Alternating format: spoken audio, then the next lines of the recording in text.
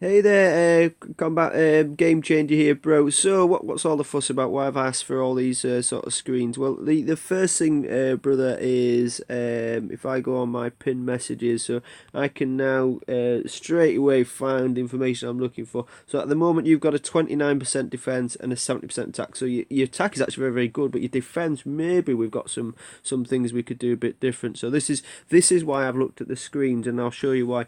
Now, this here on first glance doesn't tell me as much as you would expect it to, so that's why I'm not particularly interested in seeing that, because I'll show you how I work. But these screens tell me everything I need to know. So first thing first, mate, I can tell via your attack that you know what you're doing. You've obviously got two well-powered abs. You've obviously got Humvees. So I know that you're using your tanks for cover or bullet sponges. Somebody described it yesterday, which I thought was rather good. And then obviously you know once obviously everything locks onto said tank, then you're mopping up with your Humvees. So that's fantastic. I know your attack's going to work well, and I see you've got obviously well powered up Reapers, and you've got the second plane, which I still cannot remember the name of for lifers. But you know it shows that obviously you'll be able to take a lot of good bases out, so that's excellent. So again, Mortarmen are leveling up nicely. I think they're a fantastic attack. Sorry, defense rather. Some people do use them in attack as well. Obviously, Charlie here. You've got options to strengthen if you wish. You're obviously 1,000. You could get that up to 1,200 if you want. Just a top tip there. If you are looking at attacking with Reapers, they reckon possibly a stack of 12 is likely to take out most war factories, give or take, depending on what defense they've got. Whereas if you do the two separates, that method, you wouldn't be able to necessarily deploy quick enough, and you'd lose a few. So that's the reckon is well worth considering. Now here, what I can tell is you've been building Humvees. Now you've got to be mindful of this and pass this on to you guys, because that's what this is really about. It's not about you. It's really what you're going to do with your guys.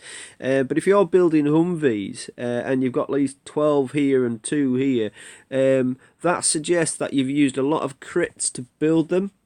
Now, if you'd have used those crits for upgrading, you'd probably be on maybe about level 8, level 9 Humvee by now. I guess if you do the math, you know, you'll probably see I'm not a million miles away from that.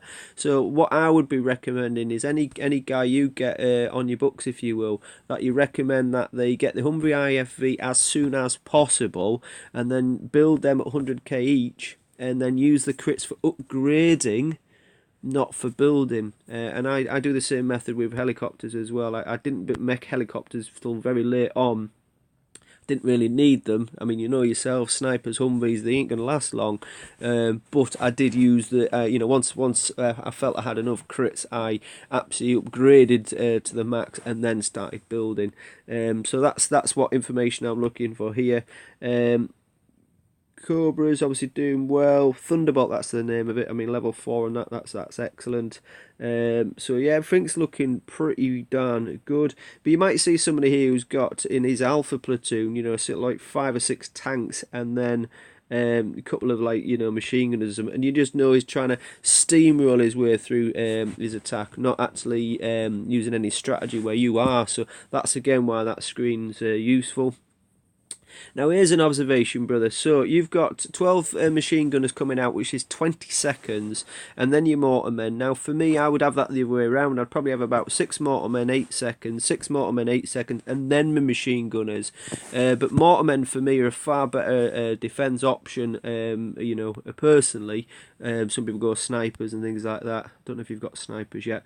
But machine gunners, you can take them for fun, can't you? Where I think genuinely the mortarmen do give a little bit more, you know, punch. Now here's an observation here, brother. So I attack your base. 28 seconds later, your tanks emerge, and then 60 seconds after that, it's a minute and a half before obviously these Humvees get out. So I'd be having to think about that, bro. I'd maybe split those Humvees if that's what you want to use in your attack. I'd go one tank one tank even, you know what I mean? At least then they come out after every 14 seconds, whereas 28 seconds and then another 60 after. I don't even think they're going to get out there, brother.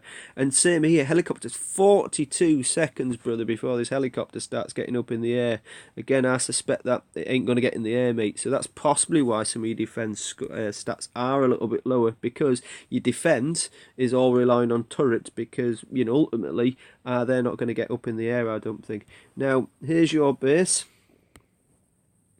So you can see with this app that I use here, Mobizen, you know, whatever I look at, or whatever I say, or whatever noise is going on, record. So it's quite a straightforward training tool. Now, here we go, brother. So, first observation here is that your spawn zones that any player wants to attack you at are that close to your base that you know, you're going to spawn right close up on the guys. Second observation is any of your troops or vehicles or what have you, because your walls do not touch, they're just going to you know, wander off and get themselves killed. So if I deployed over here, I'll just wait over here, and all your vehicles, your troops, everybody's going to come and get me, and then I'll just pick them off at range with my sniper. Where you really want these walls much tightening up, so that when your machine gunners, when your mortarmen deploy, they get stuck inside the walls. So you really need to narrow these walls down a bit. Now, if I also look at thing here, if I drop a tank about here, right where your airport thing is, then both of these two salvos will lock onto that tank, and then I deploy my machine guns. I reckon I'm going to take out your base quite easily. So I'm going to have a go. I'm not going to kill you. Let's have a little look, see if I'm right. If I'm wrong, I apologise, but let's deploy.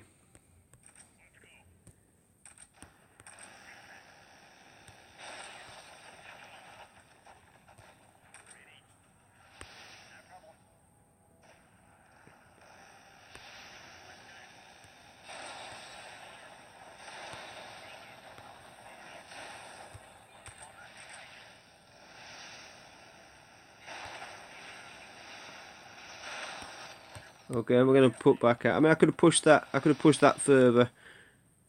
No bother. Now, the other thing, you know, remember I said about your walls not touching. So if I was over here, I can just wait for everything to come to us.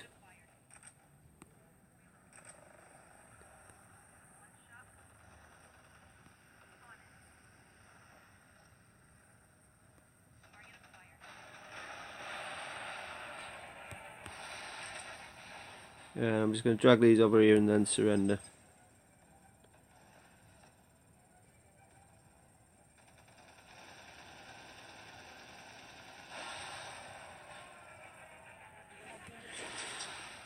Okay, so because of how your base is set up and because it's so spread out, I think that's where your weakness is. Now, I'm not saying my base is anywhere near absolutely perfect, but I'm just going to go in and show you the principle of what I'm trying to achieve. Whether I am achieving it at this stage is another matter. I'm not yet 35 in the levels, so I need when I get to level 35, I'll obviously get another turret, another mine, and things like that. So you know, I've planned my base in advance.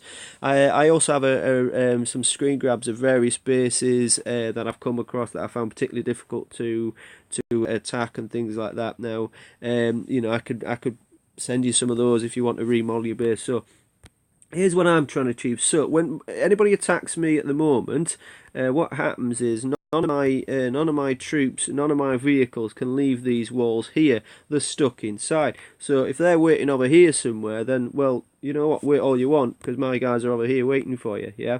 Now what that means is you're going to have to come in to finish us off. And while you're trying to take out these turrets, rest assured my mortarmen and Humvees are going to give you crap. Now, you'll probably at some point get in close enough to take the walls out, and then everything is going to spill out at you.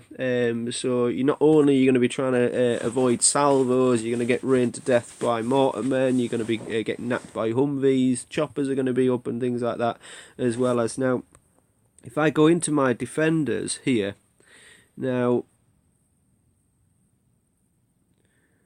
Let's have a look. So I've got Motormen coming out after. I've got 5 after 8 seconds, 6 after 10, and then if my base is still up there, 21 seconds later, then obviously they're up. But obviously there is a good chance I might get that 21 seconds because obviously by then, all hell's been breaking loose, hasn't it? And the time does obviously catch up on people. Now my defenders for my barracks. I mean, I've changed things up a bit there. So at the moment, I've gone I because I quite like the soldiers as well. But 12 seconds before my first one comes out, then 24, then 36. Good chance they'll get out, in the air as well. Now the other thing, if you notice, I've got a very tight core base. So you're not if you spawn, then you know what you've got travelling distance before you get to my base really.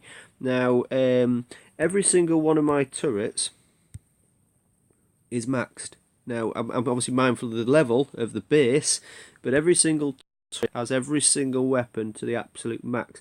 So as these events change, as things adapt, as they fuck up a bit, you know what I mean, and all of a sudden turn all your flaks off, then I could change to machine guns. All of a sudden, salvos are the weapon to have, and rather than shit, I need to build salvos, I've got them. So it takes some metal, but that's why I was so long in T2, getting everything, as where I needed to be. But the important thing is here, and you'll know it, you'll kick yourself for not doing this really. If you attack my base now, where are you going to spawn? Where are you going to spawn? You're going to be spawning out here somewhere. You're not going to be spawning right next to the walls because the way I've spread all my bases out, there are no gaps. I've triple checked that. I've got other people to check it. There are no gaps. So you've got to spawn on this very perimeter of my base. Now that means that by the time you get in there, because you're probably waiting for the soldiers to come, and get you and all that business, and then you realise shit they're not. But by the time you get there, by the time you come in and attack, I've got a good chance that my soldiers will be up and running. My helicopters will be up, and War Factory will have started spewing out. Obviously the Humvees and things like that. So my attacks active, it's ready, it's not waiting a minute and a half before I get something in the air, if that makes sense. So that's why this spread out is quite important.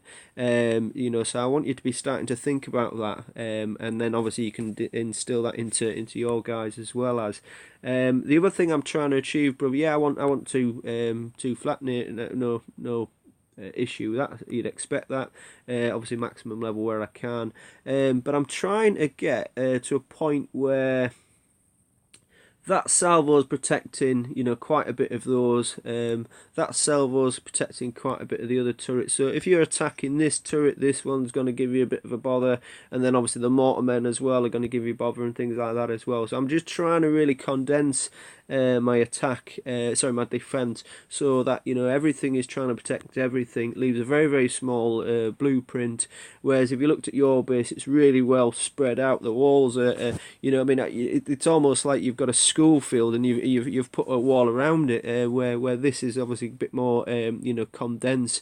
And I guess the difference between mine at the moment, probably hitting 50% defense rate, and sometimes quite a bit high, but I did donate quite a bit of metal to my guys, so which lowers your defense, of course, because you're losing battles.